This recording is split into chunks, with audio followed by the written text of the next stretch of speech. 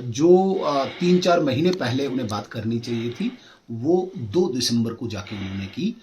उमर अब्दुल्ला साहब ने उन्होंने कहा कि हमने एज रिलैक्सेशन की फाइल एलजी महोदय के इधर भेज दी है।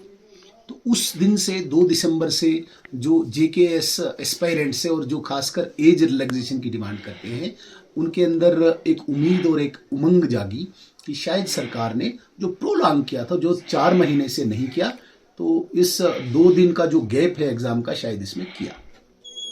और कल मुझे लगता है कि लगभग 60 से 70 वही एस्पायरेंट्स मेरे घर आए। उनके सामने ही मैंने एलजी महोदय से समय भी लिया और एलजी महोदय से मैंने मुलाकात भी की। वहाँ ये पता चला कि फ़ाइल सरकार के पास से कुछ जो लॉजिस्टिकल या बाकी चीज़ों की वो औपचारिकताएं हैं, वो सरकार ने रिकमेंड करके एलजी महोदय को भेजनी थी, जो अभी तक नहीं भेजी है।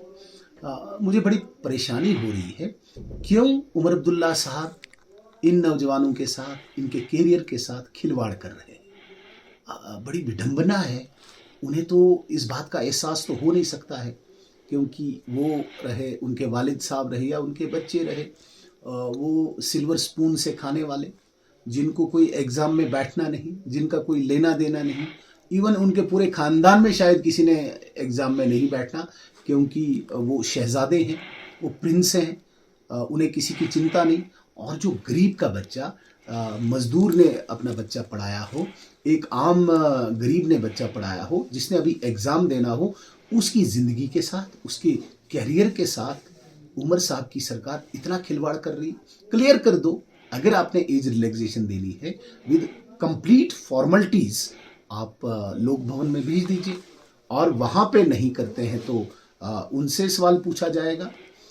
मेरी अभी अभी फिर एलजी महोदय से बात हुई है, मैं स्पष्ट करना चाहता हूँ, लेकिन अभी तक जो फाइल लोक भवन में जानी चाहिए थी वो गई नहीं है। तो दैट मीन्स कि ये उन बच्चों के साथ खिलवाड़ किया गया है, विशेषकर जो एज रिलैक्सेशन मांग रहे हैं और जो लंबे समय से अपने कैरियर की तैयारी में हैं। 2 दिसंबर को ऑनरेबल सीएम साहब हमारे कहते हैं कि हमने एज रिलैक्सेशन की फ़ाइल भेजी है। अरे भेजिए तो कंप्लीट फ़ाइल भेजिए, विद फॉर्मेलिटीज़ भेजिए, जो रिकमेंडेशन करनी है वो भेज दीजिए। अगर लोक भवन से अप्रूव होके नहीं आती है तो बात वहाँ की जाएगी। तो इन लोगों के साथ खिलवाड़ किया जा रहा है, बड़ी विडंबना। आपको लगता है एनसी पार्टी जानबूझकर ये विवाद उठा रही है क्योंकि वो 1 लाख नौकरियां दे नहीं सकती है, सिलेंडर मुफ्त में दे नहीं सकते हैं? एनसी कैलाश जी कुछ नहीं कर सकती है। उमर अब्दुल्ला साहब के खोखले वादे सबके सामने बेनकाब हो रहे हैं। ये अब शहादत ढूंढ रहे हैं, माटियर होना चाहते हैं, सरकार को माटियर बनाना चाहते हैं, क्योंकि देने के लिए कुछ नहीं है। हाँ, इन्होंने अपने ऐश, अपने पर्क्स, अपने प्रिविलेजेस को एंजॉय करना है। गाड़ियाँ खूब बढ़ाई है, स्कैंडल्स खूब हो रहे हैं, स्कैम्स खूब हो रहे हैं, ट्रांसफरें खूब हो रही है, यही इन्होंने करना है। इसके अतिरिक्त इन्हें न कुछ लोगों के लिए करना है, न नौजवानों के लिए करना है, न गरीबों के लिए करना है, न आम जनमानस के लिए करना है। एलजी साहब से अभी बात हुई आपकी, तो उन्होंने क्या क्लियर कट कहा? बच्चों का पेपर होगा अब? वो एलजी साहब तक नहीं है। फाइल जो सरकारी आती है, सरकार क्या रिकमेंड करती है, उसके बाद एलजी साहब क्या अप्रूव करते हैं, उसके बाद ही हम कहेंगे ना।